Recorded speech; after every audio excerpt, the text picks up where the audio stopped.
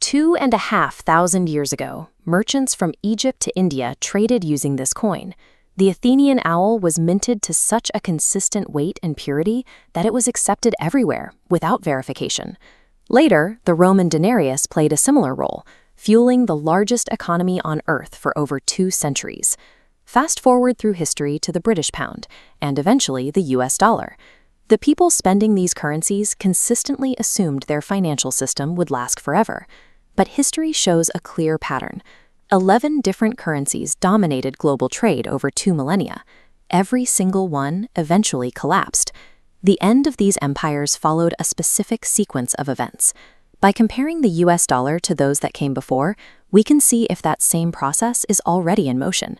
The decline usually starts with a simple temptation.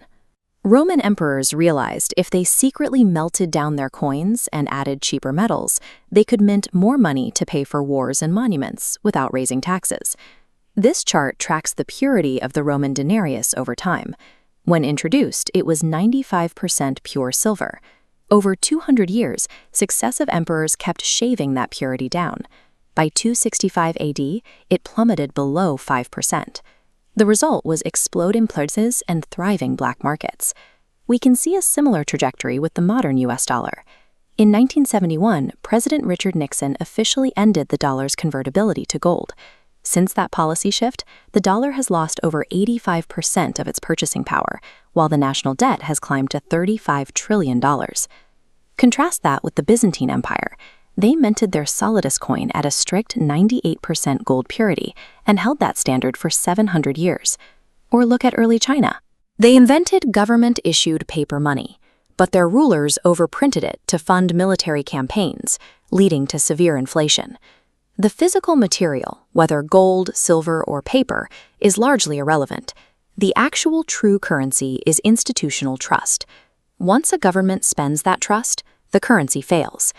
In the 16th century, the Spanish peso became the first truly global currency. Its strength relied entirely on the massive Potosi silver mines in Bolivia. Having the world's money allowed Spain to simply buy whatever they wanted from other nations. Consequently, they stopped producing their own goods. The modern parallel is the 1973 petrodollar deal, engineered by Henry Kissinger. By ensuring global oil was priced exclusively in dollars, every nation was forced to hoard the currency just to keep their lights on. These nations park their dollar reserves in U.S. government bonds. This creates a constant global demand for U.S. debt, which allows Washington to spend trillions it hasn't earned by effectively selling its deficit to the rest of the world. When the Potosi mines finally declined, the Spanish financial system crumbled. The United States faces the same vulnerability if global demand for the dollar ever falters. Currencies rarely fade in a vacuum. Rival powers actively dismantle them. In the 18th century, India held the world's most productive economy, but British forces systematically deindustrialized Indian manufacturing, destroying the dominance of the rupee. A century later, an exhausted Britain surrendered its own financial supremacy to the United States during the Bretton Woods Conference in 1944. Today, the U.S. uses the dollar's dominance to enforce global sanctions, recently freezing hundreds of billions of dollars in foreign central bank reserves. That tactic triggered a direct response. A coalition of major economies, known as BRICS, is actively building parallel financial systems to bypass the dollar entirely. Using a currency as a weapon proves its immense reach, but that same leverage motivates the rest of the world to find a replacement. The global economy is heavily tied to the dollar. There is currently no single alternative ready to handle worldwide trade, so a sudden collapse tomorrow is highly unlikely. History shows these changes are deceptive. They begin with a slow, decades-long erosion of trust that most people ignore, followed by a sudden realization that the previous system is no longer viable. The nation holding the reserve currency is consistently the last one to acknowledge their era of dominance is ending.